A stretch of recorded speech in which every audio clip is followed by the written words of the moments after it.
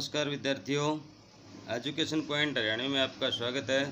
विद्यार्थियों, आज हम करने जा रहे हैं कक्षा 10-2 यानी 12th का लेसन है चार्ली चैपलिन यानी हम सब। तो सबसे पहले हम विष्णु खरे का कवि परिचय, लेखक परिचय है वो हम पढ़ेंगे।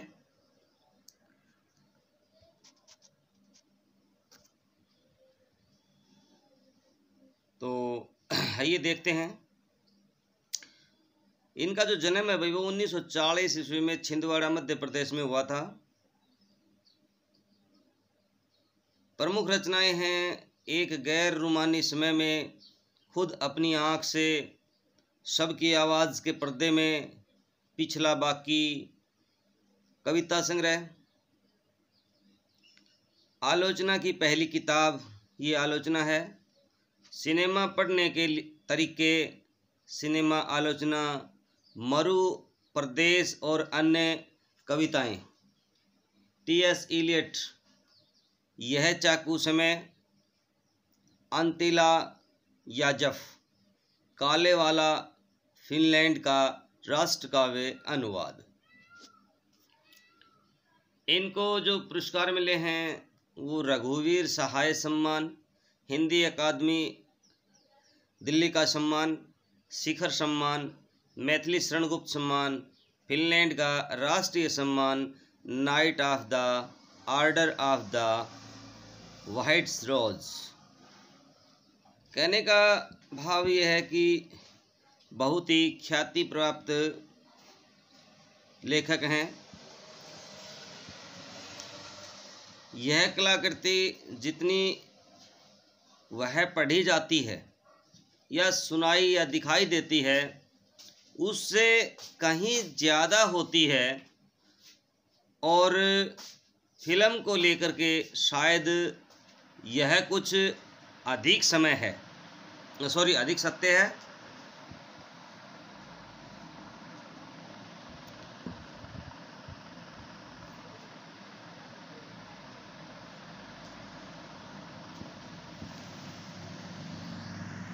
समकालीन हिंदी कविता और आलोचना में विष्णु खरे एक विशिष्ट हस्ताक्षर हैं।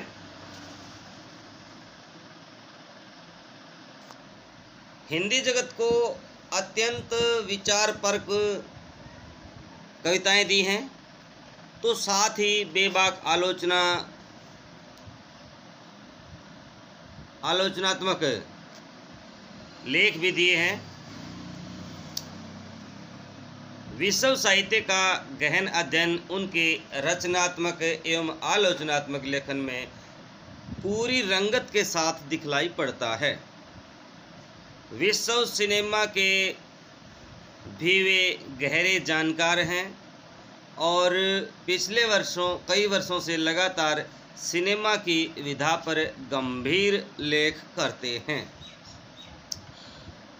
1971 से 73 के अपने विदेश प्रवास के दरमियान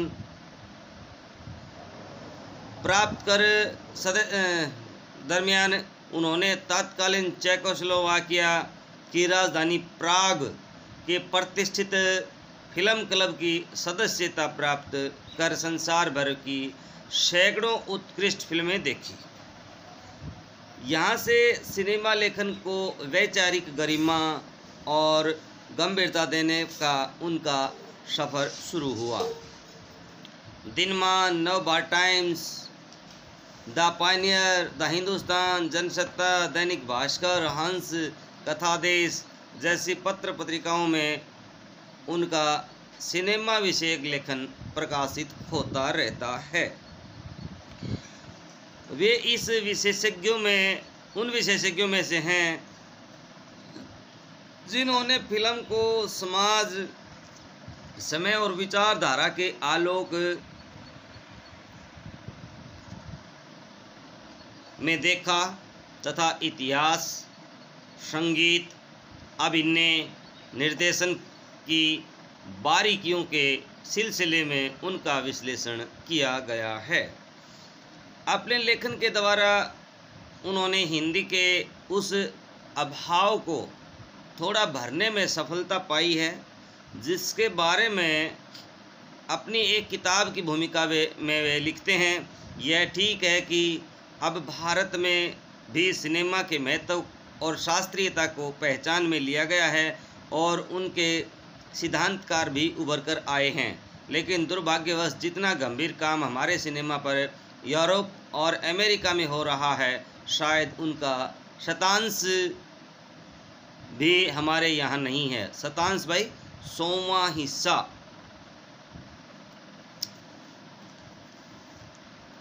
हिंदी में सिनेमा के सिद्धांतों पर शायद ही कोई अच्छी मूल पुस्तक हो। हमारा लगभग पूरा समाज अभी भी सिनेमा जाने या देखने को एक हल्के अपराध की तरह ही देखता है। विश्व सिनेमा विश्व साहित्य के समांतर फल फूल रहा है। 2 महायुद्धों के बाद की 10 नव स्वतंत्र देशों का नैतिक भूगोल, औपनिवेशिक दास्ता तथा मानसिक आक्षेपण विश्व सिनेमा जिस कौशल से ये विषय लगातार बिंबित करता रहा है, उसके विकास में चार्ली चैपलिन नामक महान अभिनेता का बड़ा योगदान है।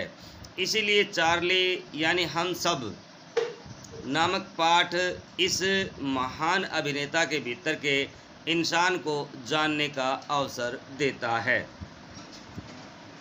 साधारण की अपार साधारण क्षमता और उसके दुहांते नायकत्व को अपने ढंग से चार्ली चैपलिन ने से जुड़े नाटक और फिल्में पकड़ते रहे हैं। अपने यहाँ राज कपूर की आवारा, श्री 420, अनाड़ी और मेरा नाम जोकर आदि फिल्में भी इस तरह के भोले सड़क छाप की त्रासद कामद गाथा रचती हैं। वह भी चार्ली चैपलिन का ही प्रभाव है।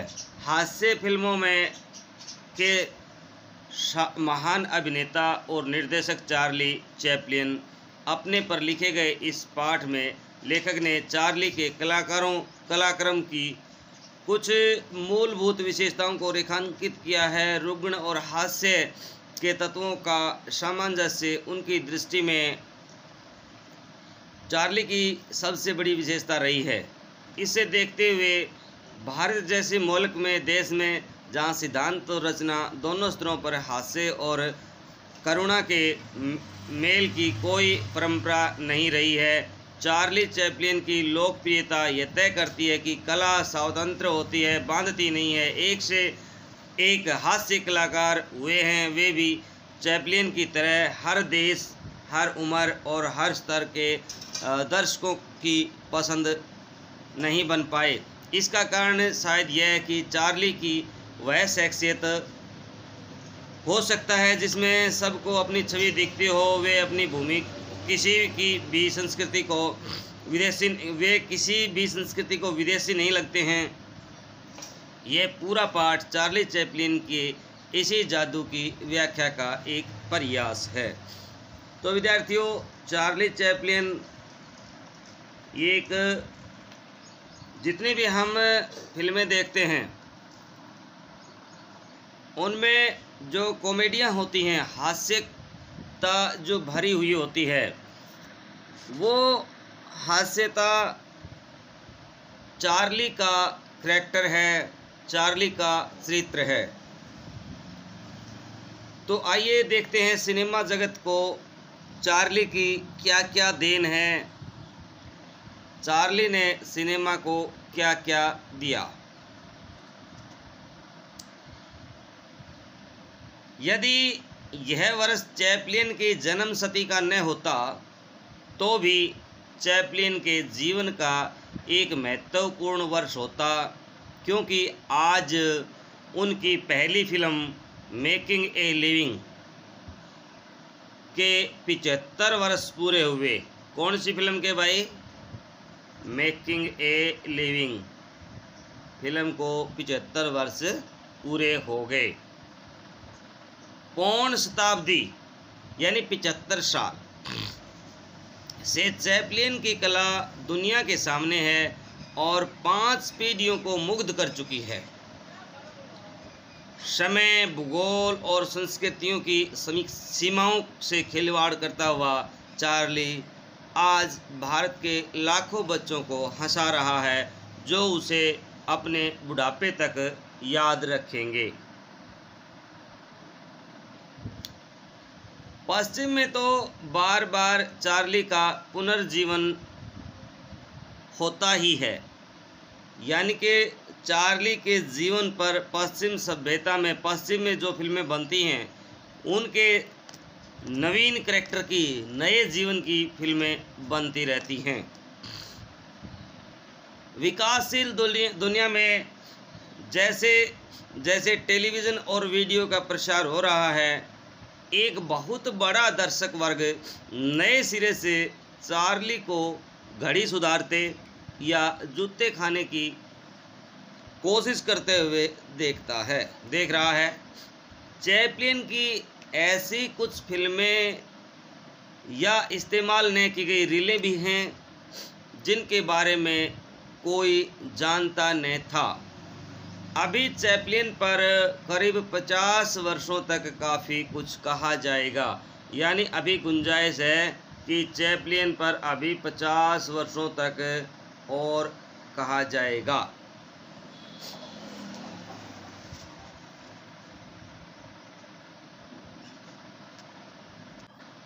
देखिए 1936 में एक फ़िल्म बनी थी भाई, मॉडर्न टाइम्स फिल्म का एक सीन है। 16 अप्रैल 1989 को इनके जन्म के पूरे 100 साल हो गए हैं भाई। देखिए उस फिल्म का एक सीन है जिसमें चार्ली है वो घड़ी संवारता हुआ दिखाई दे रहा है। ये देखिए घड़ी की गिरारी है। आइए आगे बढ़ते हैं। उनकी फिल्में भावनाओं पर टिकी हुई हैं, बुद्धि पर नहीं। देखिए कई मर्तबा मूवी में हम ऐसे सीन को देखते हैं कि अनायास हमारी आँखों के में आंसू आ जाते हैं। कुछ सीन ऐसे होते हैं जिनको देख करके हम रो पड़ते हैं। वहाँ हमारी भावनाएं हैं वो उस करैक्टर के साथ, पात्र के साथ इतनी जुड़ जाती हैं कि हम अपनी सूझ बूझ खो देते हैं, यानी वहाँ बुद्धि का जो भ्रम है वो बिल्कुल समाप्त हो जाता है। Metropolis, the cabinet of doctor Caligari, the Rowan seal, last year in Marienbad, the sacrifice जैसी फिल्में दर्शक से एक उच्चतर एहसास की मांग करती हैं। तो कौन कौन सी फिल्में हैं उच्चतर एहसास की मांग करती हैं भाई? देखिए ये यहाँ से हैं, मेट्रोपोलिस, ये और यहाँ तक इस क्वेश्चन का ये आंसर हो जाएगा।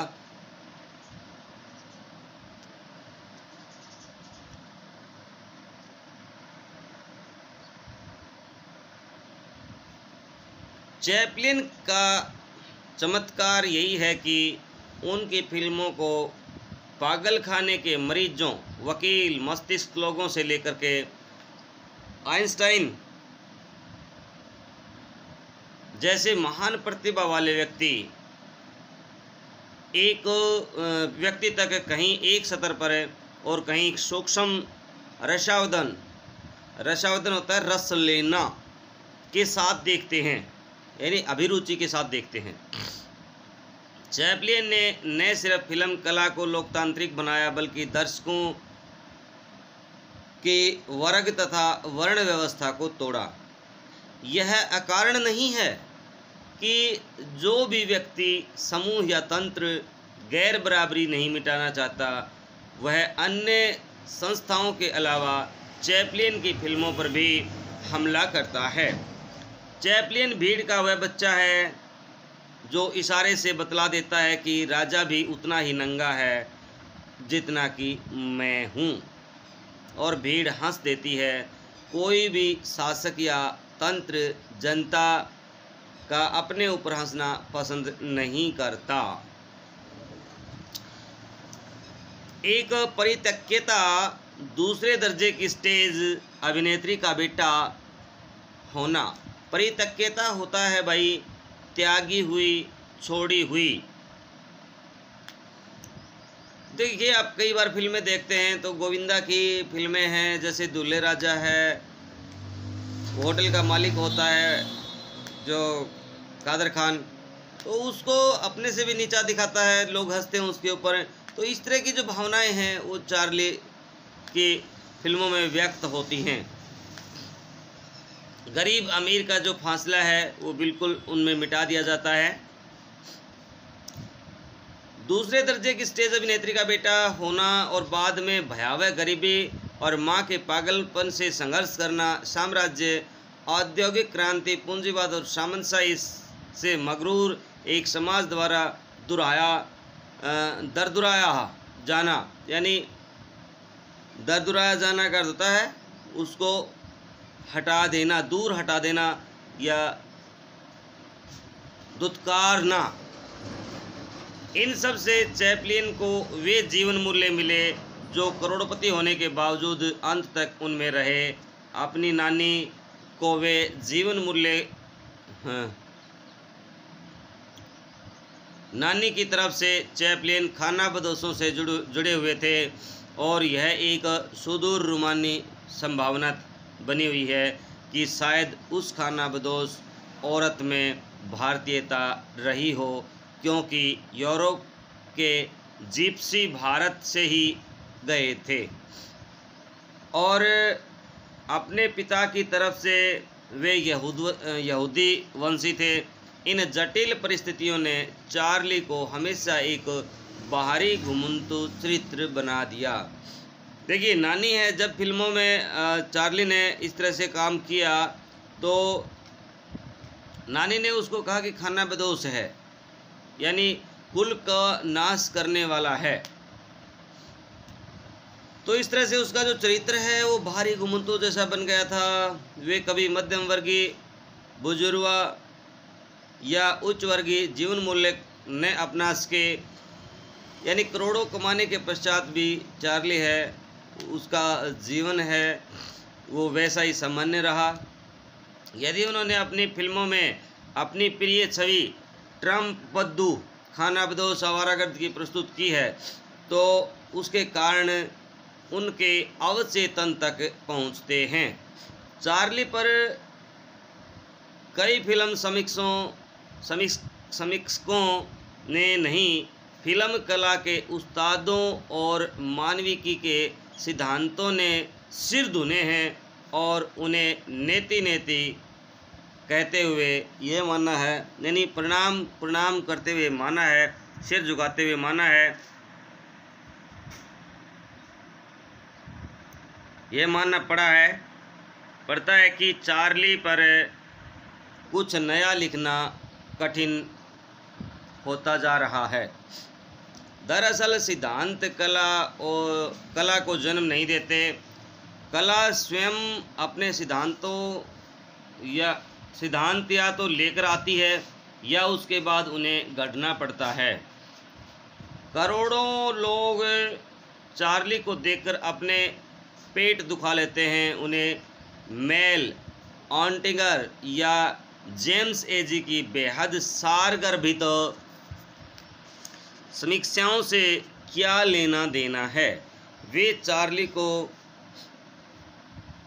समय और भूगोल से काट करके देखते हैं और जो देखते हैं उनकी ताकत अब तक ज्यों की तो बनी हुई है। यह कहना कि चार्ली में खुद को देखते हैं दूर की कोड़ी लाना है, लेकिन अब बेशक जैसा चार्ली को देखते हैं वह उन्हें जाना पहचाना लगता है। जिस मुसीबत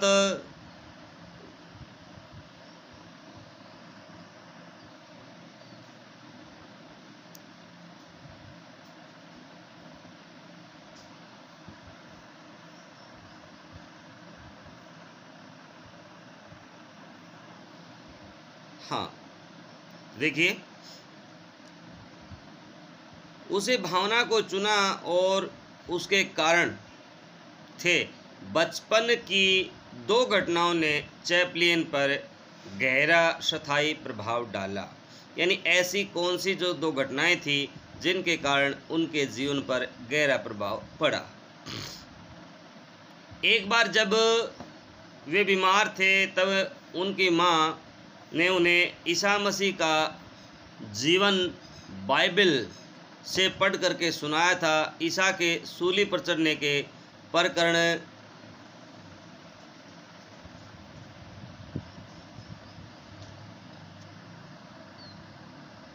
अरे क्या था ओ लड़के, केदार है ओ छोरा,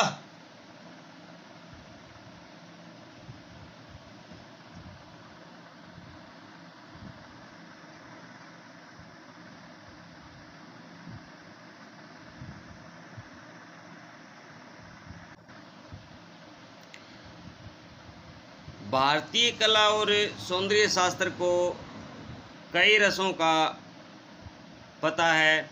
उनमें से कई रसों का किसी कलाकृति के साथ साथ पाया जाना श्रेयकर यानी कल्याणकारी ही माना गया है। जीवन के हार्स और विषाद आते रहते हैं, यानी जीवन में कभी सुख आते हैं तो कभी दुख आ जाते हैं। भारतीय कला और सौंदर्य शास्त्र को कई रसों का पता है। उनमें से कुछ रसों का किसी कलाकृति के साथ साथ पाया जाना श्रेयकर या कल्याणकारी माना गया है। जीवन में हर्ष और विषाद आते रहते हैं। संसार की यह सांस्कृतिक परंपराओं को मालूम है, लेकिन करुणा का हास्य में बदल जाना एक ऐसे रस सिद्धांत की मांग करता है जो भारतीय परंपराओं को में मिला है। रामायण और महाभारत में जो हास्य रस है वह दूसरों पर और अधिकांशतः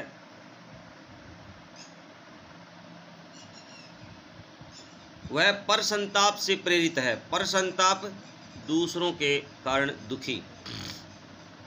जो करुणा है वह अक्सर सद व्यक्तियों के लिए है और कभी कभार दुष्टों के लिए भी है। संस्कृत के नाटकों में जो विदूषक है, विदूषक होता है मजाकिया। वह राज व्यक्तियों में से कुछ बदतमीजियाँ अवश्य करता है, किंतु करुणा और हास्य का सामंजस्य उनमें भी नहीं है। अपने ऊपर हंसाने और दूसरों में भी वैसा ही मादा ताकत पैदा करने की कोशिश शक्ति भारतीय विदूषक में कुछ कम ही नज़र आती है। इसलिए भारत में चैपलिन के इतने व्यापक स्वीकार का एक अलग अलग सौंदर्य शास्त्रीय महत्व तो है ही। भारतीय जनमानस पर उसने जो प्रभाव डाला होगा उसका पर्याप्त मूल्यांकन शायद अभी होने को है। हास्य तब करुणा में बदल जाएगा और करुणा तब हास्य में परिवर्तित हो जाएगी। इससे पारंपरिक या सैद्धांतिक रूप से परिचित भारतीय जनता ने उस फिनोमेन को यूं स्वीकार किया जैसे बतख पानी को स्वीकारती है। किसी विदेशी द्वारा कला सिद्धांत को इतने स्वाभाविक रूप में पहचानने में अलग प्रश्न खड़े होते हैं और अंततः एक तरह की कला की सार्वजनिकता को ही रेखांकित करते हैं। किसी भी समाज में इन्हें गिने लोगों को अमिताभ बच्चन या दिलीप कुमार कहकर ताना दिया जाता है, लेकिन किसी भी व्यक्ति को परिस्थितियों का औचित्य देखते हुए चार्ली या जॉनी वॉकर कह दिया जाता है। वह स्वयं एक स्वीकारोक्ति है कि हमारे बीच नायक कम हैं, जबकि हर व्यक्ति दूसरे व्यक्ति को कभी ना कभी विदूषक समझता है। दरअसल मनुष्य स्वयं ईश्वर या नियति का विदूषक, क्लाउन, जोकर या साइड किक है।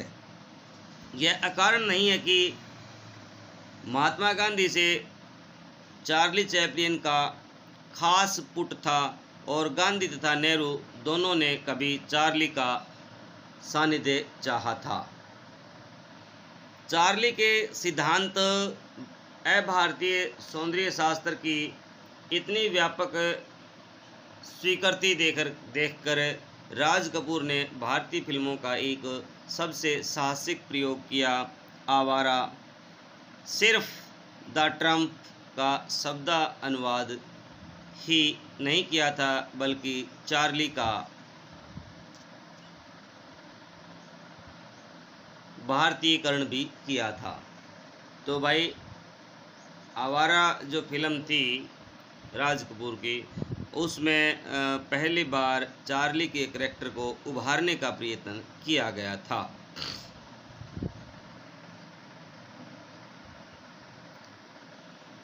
वह अच्छा ही था कि राज कपूर ने चैपलिन की नकल करने के आरोप की परवाह नहीं की। राज कपूर के आवारा और श्री 420 के पहले फिल्मी नायकों पर हंसने की और स्वयं नायकों के अपने पर हंसने की परंपरा नहीं थी।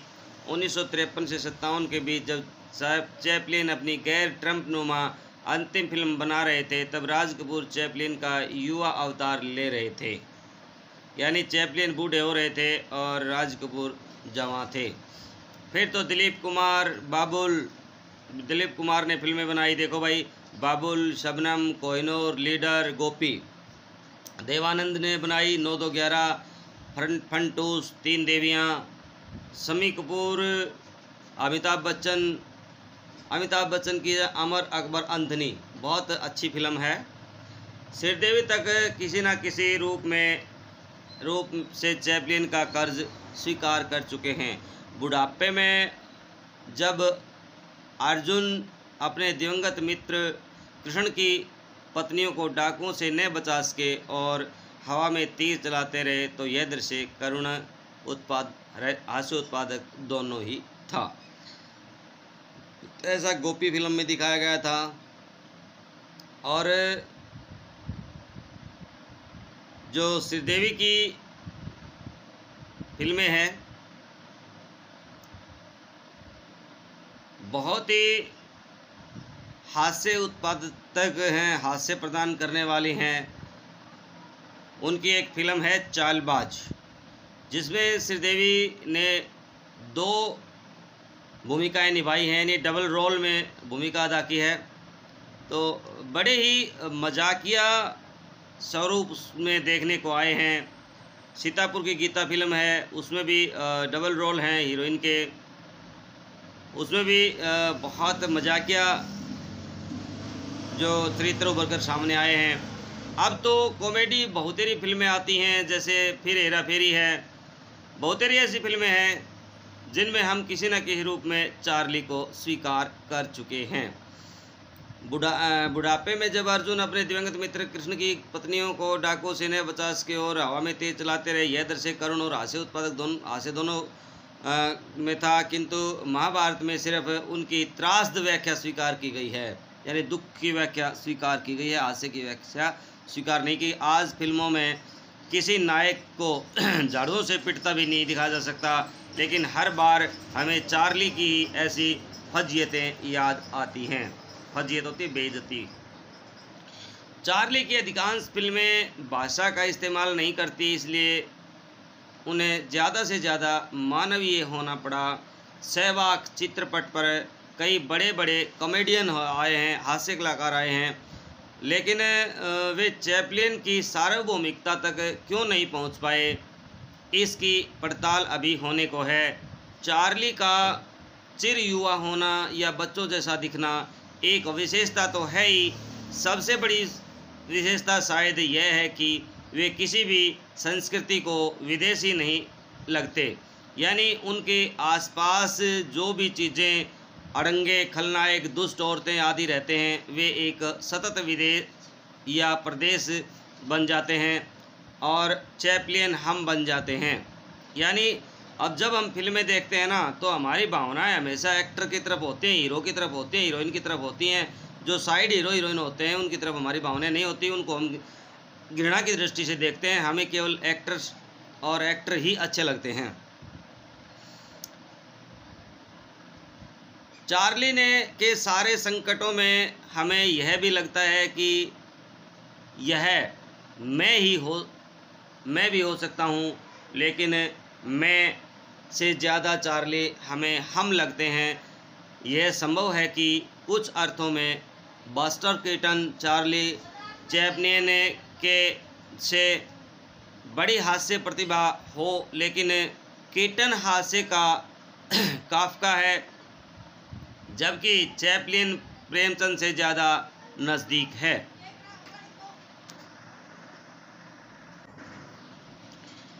एक होली का त्यौहार छोड़ दें तो भारतीय परंपरा में व्यक्ति के अपने ही पर हंसने, स्वयं को जानते बूझते हास्यास्पद बना डालने की परंपरा नहीं के बराबर है। गांव और लोक संस्कृति में भी तब भी, और वह शायद हो नागर सभ्यता में तो वह थी ही नहीं। चैपलिन का भारत में महत्व यह है कि वह अंग्रेज़ों जैसे व्यक्तियों पर हंसने का अवसर देते हैं। चार्ली स्वयं पर सबसे ज़्यादा तब हंसता है जब वह स्वयं को गर्वोन्मुक्त आत्मविश्वास से लवरलेस यानी भरा पूरा सफलता, सभ्यता, संस्कृति और समृद्धि की प्रतिमूर्ति, दूसरों से ज़्यादा शक्तिशालीता, श्रेष्ठ अपने वज्रादपि कठोराणी अथवा मर्दुनी कुसुमदानी क्षण में यानी मृदुता के, कोमलता के फूल क्षण में दिखता है, तब वह यह समझिए कि कुछ ऐसा हुआ चाहता है कि सारी गरिमा सुई चुभे गुब्बारे जैसी फुस हो जाएगी। अपने जीवन के अधिकांश हिस्सों में हम चार्ली के टिल्ली होते हैं, कायल होते हैं, जिसके रोमांस हमेशा पंचर होते रहते हैं। हमारे महानतम क्षणों में कोई भी हमें चिढ़ाकर या लात मार करके भगा सकता है। अपने चरमतम शूरवीर क्षणों में हम स्वयं कैलव्य और पलायन के शिकार हो सकते हैं।